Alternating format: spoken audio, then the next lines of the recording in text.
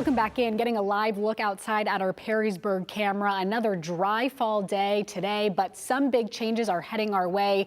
Meteorologist Davis Wells is here with us this morning. Davis, what are the weather impacts that we can expect? Well, we do have rain on the way. Of course, that's not the case right now. We do have the sunshine out there for us as we take a live look out in our Perrysburg camera.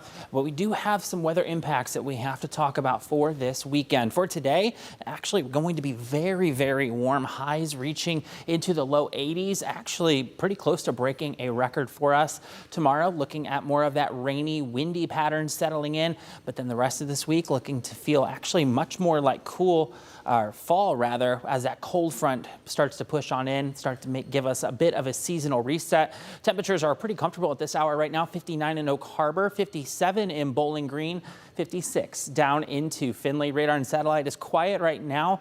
This will start to have a little bit more color though to it as we head into the next 24 to 36 hours. We've got that cold front just off to our west, stretching all the way from northern Michigan down through Illinois and down in through portions of Arkansas, and that actually could lead to the development of some thunderstorms for us. In fact, the Storm Prediction Center does have an area of marginal risk outlined from areas along and to the west of I-75. Just a marginal risk. That's a level 1 out of 5, so not looking at a significant risk for us. That greater risk well down to the south over portions of Arkansas. Let's get things hour by hour for the rest of our Saturday so we can see what we can expect for this weekend. You're going to notice we'll have sunshine, but those winds will be roaring out of the southwest up to 30, maybe even 40 miles an hour for today.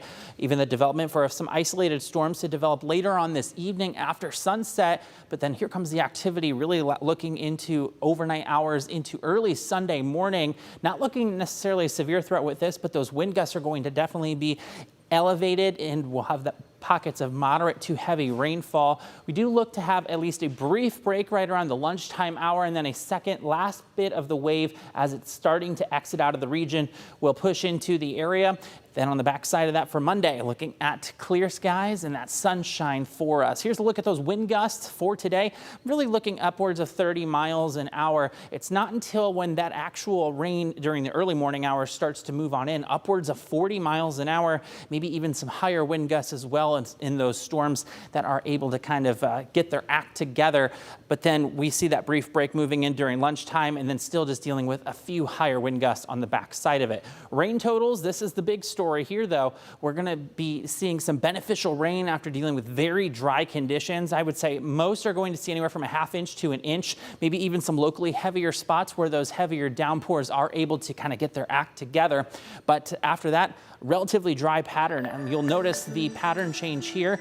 We've got a high of 66 for tomorrow. That's going to be early in the morning. Temperatures will be falling as we go throughout the rest of the day, staying dry for Monday, Tuesday, and Wednesday. Maybe a slight chance of a isolated shower, but temperatures considerably cooler into the middle and upper 50s. And then as we head in towards next weekend, looking to see those temperatures at least returning back into near seasonable in the lower to middle 60s with plenty of sunshine.